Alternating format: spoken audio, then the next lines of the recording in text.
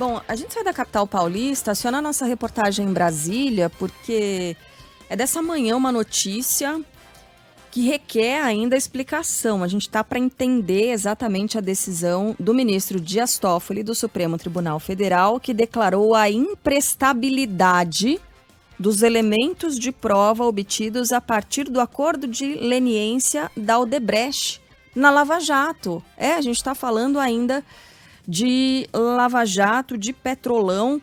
Quem vai trazer informação pra gente? É Petrolão? Não. Petrolão, sim. Né? Odebrecht é Petrolão. Não, o mensalão é o Congresso. Verdade. Odebrecht é Petrolão. É isso mesmo. João Pedro Melo, você tá por aqui, vai ajudar a gente a entender exatamente do que se trata essa decisão e o que ela representa, né? Além de acordo de leniência, tem também uma fala aqui do ministro Dias Toffoli a respeito da prisão do presidente Lula, certo? Exato.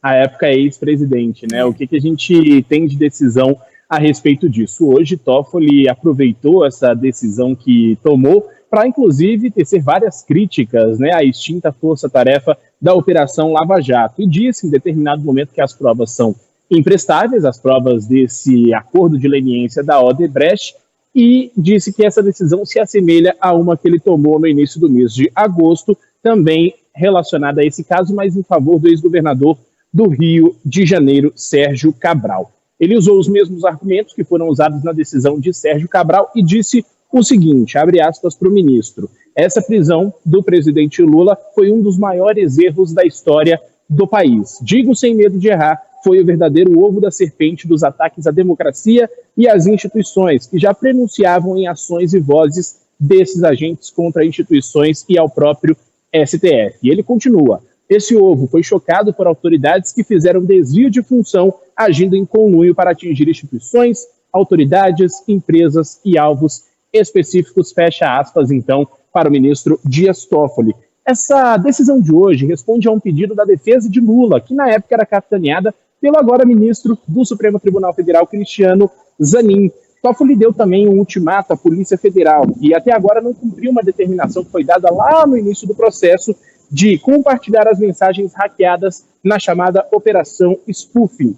Esse órgão tem que apresentar o conteúdo integral dessas mensagens apreendidas, de todos os anexos e também apensos, sem qualquer corte ou qualquer edição, no período de 10 dias. Ele também deu mais 10 dias para a Vara Federal de Curitiba e o Ministério Público do Paraná compartilharem com a defesa de Lula o conteúdo de todos os documentos, anexos que foram inseridos nesse processo de acordo de leniência da Odebrecht. Portanto, ele destaca que essa prisão foi irregular, que as provas não têm qualquer tipo de validade jurídica e, portanto, praticamente anula o acordo de leniência fechado pela Odebrecht também por outras empresas ligadas a essa construtora.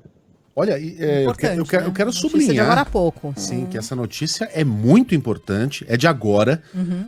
Basicamente, o que o Toffoli tá fazendo aqui é anulando toda a investigação do Petrolão envolvendo a Odebrecht e o ex-presidente Lula. Tem algumas perguntas que eu acho que ainda repousam sem respostas. Imagino que você também não as tenha, o JP. Por exemplo, anulando-se o acordo de leniência, o dinheiro que a Odebrecht devolveu para o Estado será devolvido agora ao Odebrecht? Né? O Toffoli fala em, como é que é? Armação. Tratou-se de uma armação fruto de um projeto de poder de determinados agentes públicos em seu objetivo de conquista do Estado por meios aparentemente legais, mas com métodos e ações contra a legem. Tá, ele tá falando de quem? É do Dallagnol? É do Sérgio Moro? É do Carlos Fernando? É da Força Tarefa da Lava Jato? Esses são esses agentes espúrios, porque se for o caso, eles têm que ser investigados e processados, né, por um crime de conspiração contra o Estado. Então tem portas muito graves que vão se abrir com essa decisão do Toffoli a partir de agora, que eu tenho a impressão que o texto dele enseja mais perguntas do que respostas, viu, JP?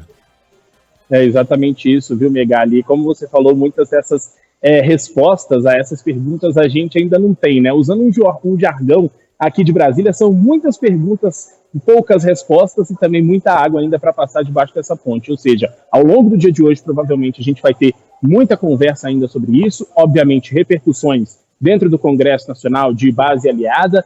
Estamos às vésperas de um feriado. O presidente Lula, por exemplo, não está aqui no Palácio do Planalto. Ele está cumprindo a agenda na Alvorada, portanto, ainda não comentou essa situação e a gente, claro, vai ficar de olho para trazer informação o mais rápido possível para o nosso ouvinte.